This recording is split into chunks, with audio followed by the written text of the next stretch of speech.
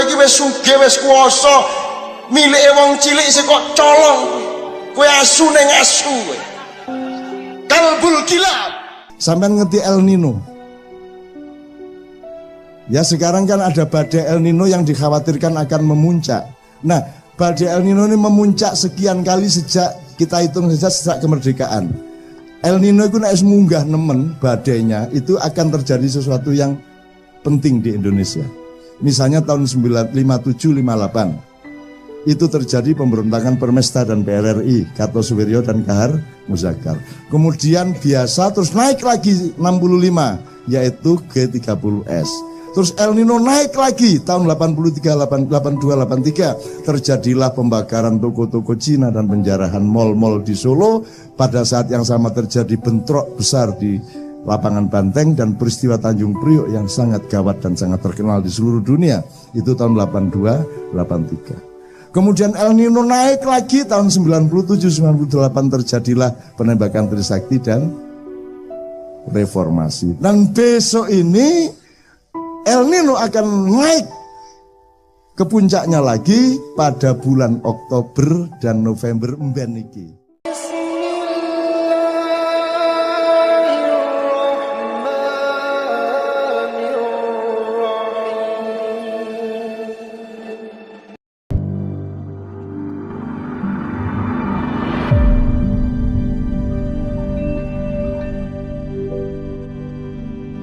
Perkenankan saya memenuhi janji dulu singkat saja mengenai Mbah Marijan sama Nyai Roro Kidul. Nyai Roro Kidul dulu, jadi memang Ustadz Ba'da tsunami itu kan 26 Desember. Gempa itu kan pernyataan Allah wa'agi itu kaita. Semua orang sibuk dengan Gunung Merapi. Dan Sri Sultan sendiri menyatakan Gunung Merapi akan meletus 10 hari lagi. Sehingga semua tim SAR dan lain sebagainya dikerahkan ke daerah utara. Allah menyatakan wa'agi itu kaita. Kowe rasa aran-aran, rasa bagusi. Sakarep-karepku, lagu ngelek ngekei pipeling nang kowe, peringatan kepada Anda semua, kepada kamu semua. Intinya begini. Pusat gempa itu di Imogiri. Di sana ada makam Raja-Raja Mataram. Dan itu retak-retak sehingga sekarang tidak bisa kita rekreasi ke Imogiri, ke makam itu. Jadi kalau pakai istilahnya Habib Umar, itu memang era berakhirnya kekuasaan Nyai Roro Kidul. Karena kerajaan dan raja-raja yang berkoalisi dengan spiritualitas Nyai Roro Kidul itu adalah Raja-Raja Mataram. Dan ini sudah berakhir. Sudah 500 tahun sudah Mojopahit hancur. Sekarang kita harus kembali kepada zaman baru. Sekarang akan muncul Demak yang baru, kerajaan Islam yang egaliter, yang maritim. Tentu saja bukan Indonesia akan menjadi kerajaan Islam, tidak, tapi berwatak seperti itu. Karena dulu kan ceritanya Mataram itu lahirnya karena gembelengan nih rojo-rojo Islam. Sudah bagus-bagus bikin Demak, tapi kurang istiqomah, setelah itu jadi Pajang. Dan pada saat Sultan Hadiwijaya ini kurang serius juga memerintah dan tidak bisa mengatasi pertentangan antara Sunni dengan Syiah pada waktu itu. Dia bertengkar dengan Aryo Jipang atau Aryo Penangsang. Aryo Jipang itu seorang Syi'i, muridnya Sunan Kudus. Kalau Mas Karebet atau Hadiwijaya itu muridnya Sunan Kalijogo. Artinya dari zaman itu sudah ada pertentangan antara Sunni dengan Syiah dan ada pertentangan antar etnik maupun kelas, seperti yang terjadi pada Indonesia sekarang. Itu tidak bisa diatasi sampai meninggalnya Sunan Kudus dan Sunan Kalijogo. Sehingga yang terjadi kemudian adalah peralihan yang aneh dari Pajang ke Mataram. Anaknya Sultan Hadiwijaya yang namanya Pangeran Benowo tidak tahan melihat konflik politik yang multipolarisasi itu. Sehingga dia kemudian memilih untuk melakukan gerakan kultural. Beliau bikin pesantren di daerah Banjarnegara, Banyumas. Sehingga kerajaan kemudian beralih ke Mataram, loncat secara keningratan dari turunan Mojopahit Demak menuju garis yang lain sama sekali, yaitu Ki Gede Pemanahan dan Panembahan Senopati, atas strategi luar biasa dari politisi yang bernama Ki Mondoroko atau Ki Jurumartani. Nah, apa bedanya Demak, Pajang dengan Mataram? Bedanya adalah selama kerajaan Demak dan Pajang, setting atau kekuatan atau koalisi spiritualnya adalah dengan para wali. Tapi begitu Mataram berdiri, kekuatan dan wibawa para wali digantikan oleh mistik atau khayal atau bid'ah yang namanya Nyai Roro Kidul.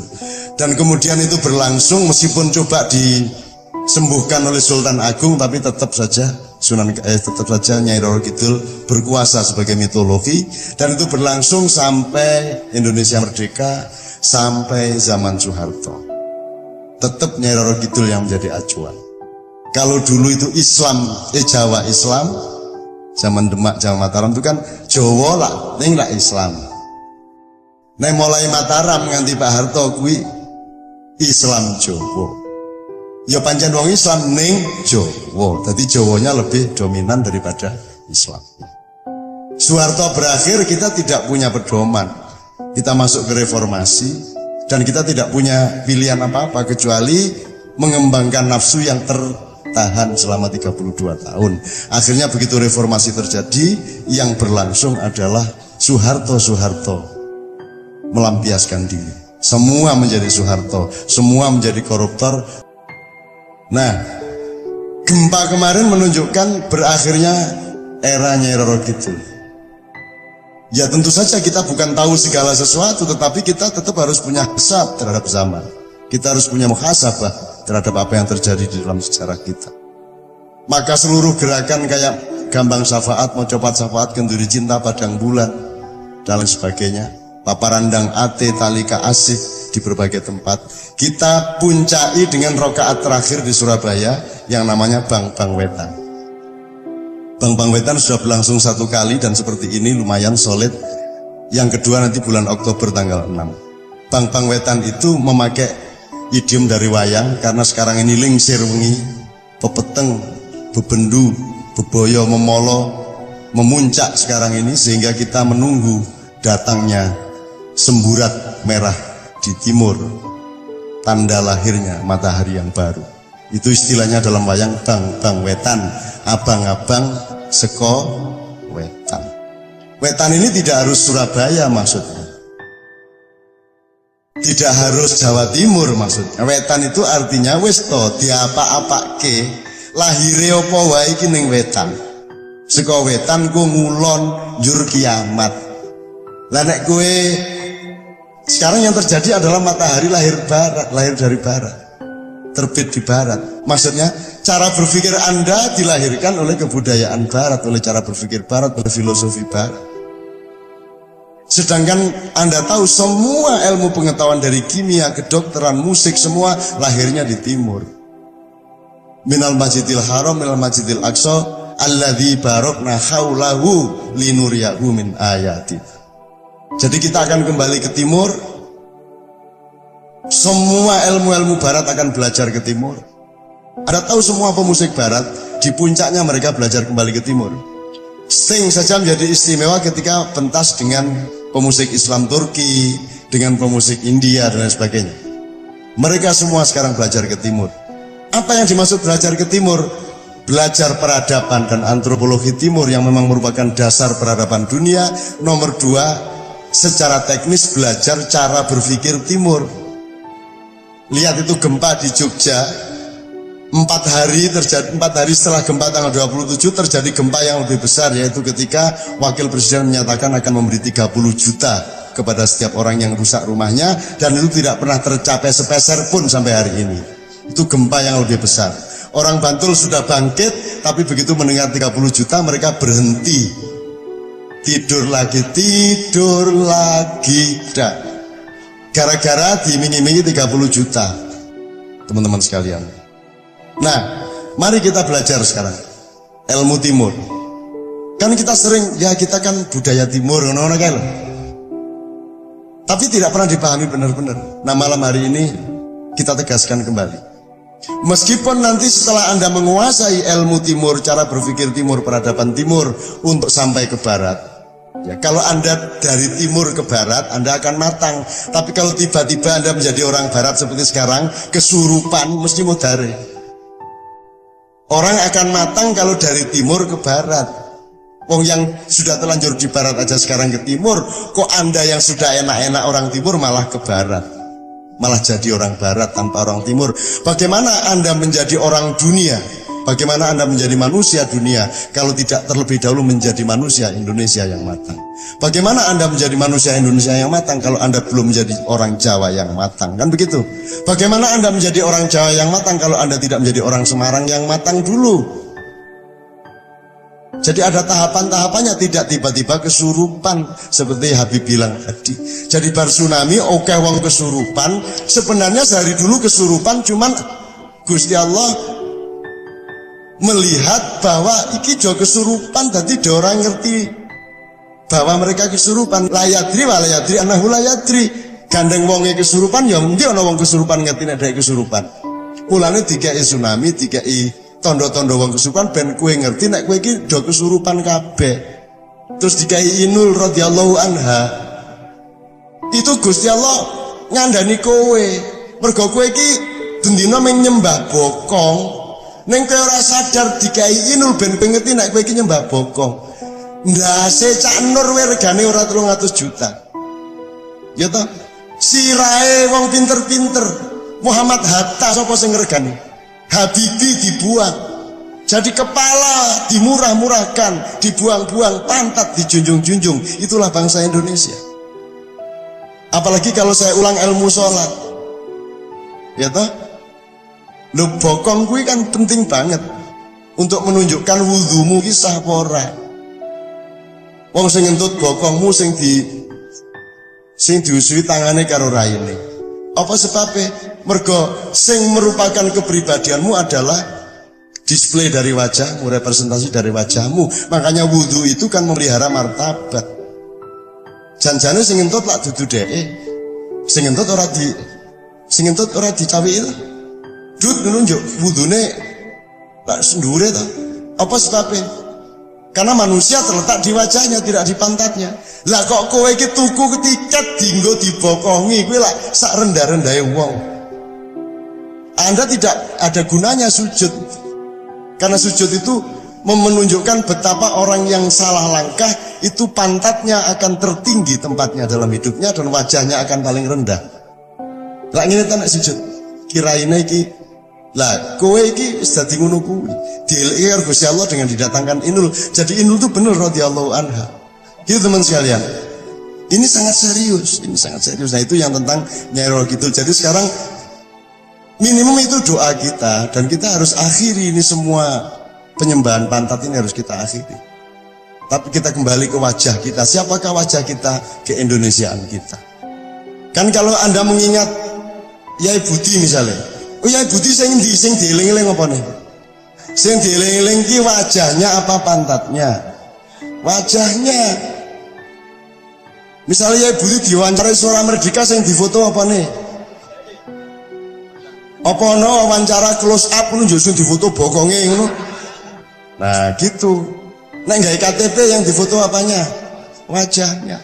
Ini ilmu sederhana, tapi orang tidak pernah paham. Nah mudah-mudahan dengan doa kita, dengan gerakan-gerakan yang kita puncai di Bambang Wetan Surabaya, itu akan muncul betul manusia Indonesia yang siap menjadi pemimpin esok pagi. Dengan nyanyi Indonesia Pusaka, ya. Nanti Indonesia, gitu ya. Nanti oke. Mbah Marijan 1 jam setelah BMG menyatakan Gunung Merapi status siaga, turun dari awas ya. Justru ketika dinyatakan siaga maka muncul asap wedhus gembel itu. Dan Mbak Marijan ketika itu tidur-tiduran di masjid. Terus digugah karo anake karo tangga-tanggane, "Mbah, niki wedhus gembelnya pun tekan mriku lho, niki monggo melayu mawon ngungsi." Mbak Marijan karo kaya Yai Budi nek usap-usap meneh ya sedekah ngono kae.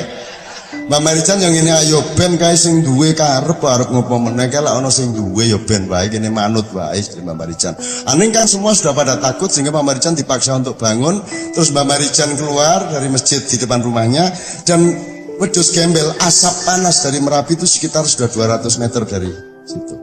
Terus Mbak Marijan kuwi kanca to kekancan to karo Merapi lak wis friend to ket biyen deh. Iya, dengan alam Mbak Marijan itu ilmunya ilmu hayat, bukan ilmu madrasah. Ilmu hayat, ingat ya, ilmu kauripan, ilmu kehidupan. Wong sing duwe ilmu sekolahan kudu sinau nang wong sing duwe ilmu kauripan. Wong sing duwe ilmu kauripan ya kudu ngrungok-ngrungokke wong sing duwe ilmu sekolahan. Makanya Mbah Marijan sangat rasional ketika ditanya, Mbah Marijan kok ndak ngungsi? Nanti penduduk pada ngikut Mbah Marijan loh. Mbah Marijan jawab, kula niku mboten nglarang sinten-sinten ngungsi, kula niku malah ngelekke kono do ngungsi. Rasah manut aku iki wong bodoh. Kowe manut wong pinter kae sing ngongkon kowe ngungsi, sapa ngerti sing pinter kae bener. Coba pahami lagi nanti di rumah. Aku wong bodoh, pemerintah kae pinter. Aku wong bodoh, orang ngekon ngungsi, sing pinter ngongkon ngungsi. Terus Mbak Marijan ngendika, sapa ngerti sing pinter kuwi sing bener. Jadi orang bodoh bisa lebih bener daripada orang pinter, kan gitu. Jadi Mbak Marijan begitu. Kalau dia di Mbak Marijan sakti lho, sapa sing sakti? Aku ki wong bodoh, aku ora ngerti kabeh ki sak karepe sing duwe. Jadi ketika asap itu sudah 200 meter, wong gandeng Mbak Marijan iki wis apal karo dulur-dulure kuwi. Mbak Marijan yo, piye kabare? Assalamualaikum. Assalamualaikum. Assalamualaikum. Allahu Akbar. Allahu Akbar. Allahu Akbar ping 3. Njur asepe leren. Mulek-mulek dhewe kae njuk menggok rono. Njur gone Mbah Marijan ora dikenani asap, kiwa tengene kena. Bar ngliwati gone Marijan lagi ngumpul meneh asepe. Jadi ono kulawaan sing tidak kena asap itu di tempat Mbah Marijan. Ini kalau kita tidak hati-hati kita akan menyangka Mbah Marijan orang yang sakti mandraguna. Dan kalau Anda tanya sama Mbah Marijan kok sakti tenan? Mbah Marijan guyu lah sing sakti ki sapa? Aku ki yo ora mudeng kok leren iki ngopo aku ora mudeng. Kuwi lak sak kersa-kersane sak karep-karepe sing duwe. Sekarang saya mendapat SMS dari Sidoarjo meminta supaya Mbah Marijan datang ke Sidoarjo untuk membuntu lumpur. Demi Allah ini. Dan terus tak loh, kok Mbah Marijan ya karena semua sudah mandek ini, teknologi tidak mampu, dukun-dukun sudah ratusan kumpul di sana tidak mampu. Siapa tahu Mbah Marijan bisa. Aku terus tak kei nomor telepon, iki teleponan lewat kene engko iso sambung Mbah Marijan. Kowe mesti mung diguyu karo Mbah Marijan. Mboten saged kula ngendhek napa-napa mboten saged. Yang terjadi bukan Mbah Marijan mampu menghentikan asap. Yang terjadi adalah Mbah Marijan orang bersih hatinya, oleh Allah disayang sehingga pada momentum itu tidak dikenai oleh asap dari Gunung Merapi. Nanti sore kalau dia mungguh, kalau dia riak, dia kabur, mungkin Allah tidak mengizinkan lagi perlindungan itu. Jadi sekali lagi la haula wala quwata illa billah, tidak ada orang sakti. Makanya kita sayang-sayang Mbah Marijan ini jangan diyuwaswi sufi sudurinas, nanti dia ikut kesurupan. Kayak wong ampuh kayak istiqomah ora kesurupan. Wani ngendika nek sultan ki ya kaping 9 sing kaping 10 nika lak gubernur. Ngono ki nek jaman biyen wis dipateni kuwi. Wani ngomong ngono kuwi dan itu orang istiqomah. Kawula abdi dalem keraton gajinya 10.000 sebulan. Berani ngomong seperti itu. Itu orang yang sangat mahal. Nah, jangan dihancurkan hidupnya dengan iklan-iklan. Tentu saja kasihan Mbah Marijan. Mbah Marijan orang ngerti nek kuwi akibate kaya ngono kuwi. Kudune wis pokoke ana gambar Mbah Marijan wis cukup rasa dhek rusuh rasa ngono kuwi. Ya memang tidak ada masalah, ndak dosa, ndak apa, cuman dari sudut martabat dan kewibawaan itu menjadi berkurang. Harusnya kita jaga dong. Ya sudah kita kasih duit sebanyak-banyaknya, ndak apa-apa, tetapi kita jangan hancurkan citranya Mbah Marijan. Kuwi industri kuwi. Industri sembarang dihancurkan. Solawat ning dadekke lagu. Padahal sholawat itu soal pernyataan cinta dan perilaku cinta kepada Rasulullah, bukan soal jenis lagu. Ya Thaibah itu, kalau orang kecil di Solo, di Martapura, nak wis ya Thaibah, lah nangis hatine. Wah, ya tawallayanas. Itu untuk orang kecil yang utangnya banyak, yang hidupnya susah. Itu ada katarsis, ada pelepasan kekesalan hati dengan selawatan seperti itu ada penyegaran kembali. Itu menjadi sakral, itu merupakan simbol cintanya kepada Allah dan kepada Rasulullah. Sak kalimatnya, sak lagune iki wis begitu nah iku dadi religius sekali. Dirusak kuwi karo TV, karo perusahaan. Bang Toy lasu to kuwi. Kene iki wis ora duwe apa-apa mung garing duwe lagu selawat kuwi dirusak. Apa orang-orang modern ini kurang kreativitas untuk bikin lagu apa? Mbok bikin lagu sendiri gitu loh. Kowe iki wis sugih, wis kuwasa, milike wong cilik isih kok colong kuwi. Kowe asu ning asu kowe. Kalbul kilab. Serius. Itu kekayaan orang kecil, gitu aja masih dirusak coba. Ini serius. Anda ini ditindas habis oleh industri. Siapapun sekarang yang orang industri bilang saya ngomong seperti itu. Kucilkan aku, buang aku, bencilah aku, la ubali. Bahasa Jawanya gak paten. Ilam takun alayya ghadabun fala ubali. Itulah pernyataan Rasulullah waktu perang Badar. Silahkan hancurkan saya, silahkan kalahkan saya, silahkan injak-injak saya, silahkan buang saya. Aku cuma minta satu, asalkan Allah tidak marah kepada saya, apapun saya akan lakukan. Sejak reformasi bergulir, pada saat Orde Baru berkuasa, Cak Nun lantang di televisi, radio, di mana event lalu berani teriak kepada penguasa saat itu. Bahkan hanya segelintir orang yang berani mengkritik Pak Harto, cuma Cak Nun yang berani pada saat itu. Tapi entah sekarang ketika banyak istilahnya orang-orang yang berani berkoar-koar di televisi, Cak Nun justru turun ke bawah gitu. Apa alasannya? Satu, kemudian yang dua, Cak Nun, ini yang jadi misteri saya. Apa yang panjenengan sampaikan, yang disampaikan kepada Pak Harto pada saat genting sehingga Pak Harto mampu lengser pada saat tahun 1998 awal mulai reformasi bergulir. Demikian Cak Nun. Oke, tak jawab. Apa sebabnya aku saiki gak koyo zaman Pak Harto ngelawan Pak Harto, saiki aku gak ngelawan. Siji, ngene, nek anjene kon ngongkon aku ngelawan, mulai meneh aja ngundang aku mengisor ini ya. Wes lilo kon. Ya apa, nek anjene tak urusi, nek kon ngekeki mandat tak urusi dilu ae kok. Wong Pak Harto mek tak parani tok. Ayo, tapi nek aku anjene kudu ngurusi kono, aku aja dikongkon mudhun. Siji ya. Nomor loro, CJ masalah zaman Pak Harto karo zaman saiki. Uang sing jenenge reformasi ku biyen duduk kok dhek iku kepingin menjatuhkan Soeharto. Dhek iku cemburu kok Pak Harto tok sing nyolong, wong aku ya kepingin. Akhirnya saiki kabeh nyolong. Ngono rek ceritane ya. Entek-entekan wis. Kene tak duawakno, tak detail aku nduwe datane kabeh ya. Nah, jadi sekarang ini tingkatnya sudah fi qulubihim maradun fazadahumullahu marada. Terus apa meneh? Sumum bukmun omyum fahum la yarjiun. Iki gampang urusane, wis kono aja arek melok-melok. Gusti Allah wis menangani ini secara langsung, cuman awakmu dikon sabar.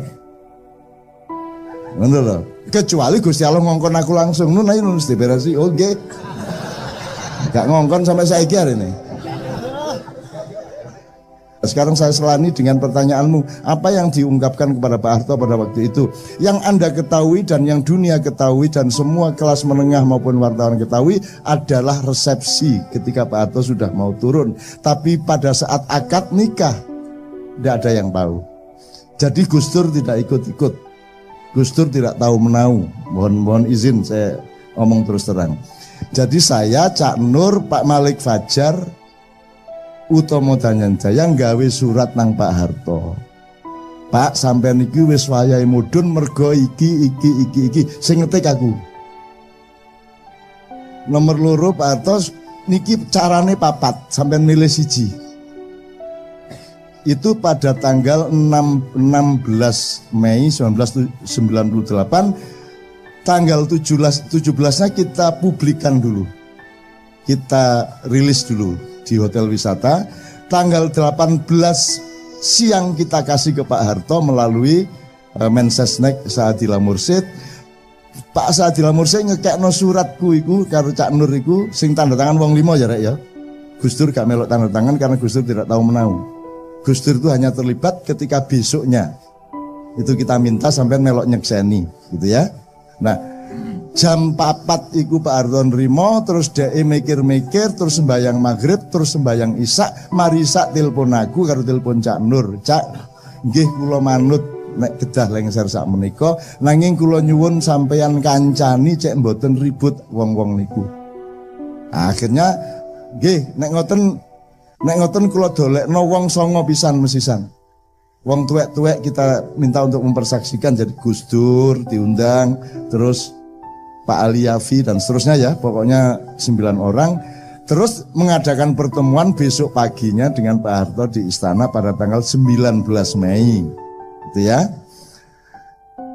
Iki dawa ceritane wakil dimensi, tapi pokoknya tak singkat. Isine iku mang tok. Dan aku secara pribadi ngomong sama Pak Harto kula niku muangkel kali Golkar kali TNI niku. Lho napa oca? Sampeyan niku dikon dadi presiden terus iku lak zalim niku. Ngono aku. Sampeyan iku lak duwe hak momong putu, nyiram kembang gitu. Gendong-gendong anak lak duwe hak sampeyan. Mosok sampeyan gak oleh urip normal sebagai menungso. Harmoko aku mesti ngongkon sampeyan dadi presiden terus. Mangkel aku, ngono aku. Pak Harto mesem karo pahit iki nyayang aku tak ngongkon aku mudhun arek iki. Tapi gak muring-muring dek, aku guyang-guyu ngono iko. Mumpun tak Pak sampean ngondo aku gak dadi pisan yo gak paten. Masa dhek ngomong ngono to?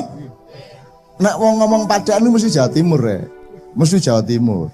Terus akhirnya Pak Harto mau kita temenin, tapi kemudian dikodeta situasinya. Seharusnya tidak seperti yang terjadi di reformasi. Singkat kata, seharusnya Pak Harto turun, Habibie turun, kabinetnya bubar, MPR bubar, DPR bubar. Kita bikin komite reformasi, nomor 1 ada 45 orang, Gus Dur, Megawati, semua. Itu komite reformasi, tanggal 21 akan kita lantik menjadi Majelis Permusyawaratan Rakyat sementara. Besoknya MPRS ini akan kita minta untuk sidang menentukan kepala negara sementara yang ditugasi untuk menyelenggarakan pemilu secepat-cepatnya antara 6 bulan sampai 1 tahun. Itu ceritanya. Tapi kemudian, wah mohon maaf ini, kemudian ini ditentang oleh Pak Amin Rais karena dianggap itu permainannya Pak Harto. Karena Pak Amin Rais memang kita larang untuk ikut ketemu Pak Harto, dan Pak Harto sendiri tidak mau ketemu Pak Amin Rais. Sebabnya apa? Karena Pak Amin itu orang yang sangat garang, orang yang sangat progresif, orang yang sangat seperti macan. Nah saya harap Pak Amin nggak usah ketemu Pak Harto, karena Pak Harto itu raja harimau, ngono masalahnya. Sampean kok dicatek, ngono to. Dadi nek kepengin musuh apa namanya? Harimau. Gampang musuhe, laler lho gak iso dek nglawan. Nah aku tak dadi laler mlebu kupinge, wis beres Pak Harto. Ngono ra ilmu iku ya. Oke, wis ya. Jelas ya. Nah, jangan khawatir, Anda jangan mengkhawatirkan apa-apa. Semua sudah ada petugasnya. Di semua lapisan langit bumi, terutama di Indonesia sudah ada petugasnya. Tenang aja. Ada yang sesuatu yang misalnya virus, dokter ya gak iso. Iku Gusti Allah sing beresi. Kanjeng Nabi beresi, Nur Muhammad beresi. Dan ini semua sudah ada yang beresi. Satu hal terakhir untuk jawab sampean. Sampean ngerti El Nino? Ya sekarang kan ada badai El Nino yang dikhawatirkan akan memuncak. Nah badai El Nino ini memuncak sekian kali sejak kita hitung saja sejak kemerdekaan. El Nino itu naik munggah nemen badainya itu akan terjadi sesuatu yang penting di Indonesia. Misalnya tahun 57-58. Itu terjadi pemberontakan Permesta dan PRRI, Kartosuwiryo dan Kahar Muzakar. Kemudian biasa terus naik lagi 65, yaitu G30S. Terus El Nino naik lagi tahun 83, 82, 83 terjadilah pembakaran toko-toko Cina dan penjarahan mal-mal di Solo. Pada saat yang sama terjadi bentrok besar di lapangan Banteng dan peristiwa Tanjung Priok yang sangat gawat dan sangat terkenal di seluruh dunia. Itu tahun 82, 83. Kemudian El Nino naik lagi tahun 97, 98 terjadilah penembakan Trisakti dan reformasi. Dan besok ini El Nino akan naik ke puncaknya lagi pada bulan Oktober dan November mben iki. Nah, karo aku. Engko begitu November kok gak ono apa-apa. Loh, kok gak ono apa terus Gusti Allah moro tak apusi. Ngono gitu. Gak melek-melek aku.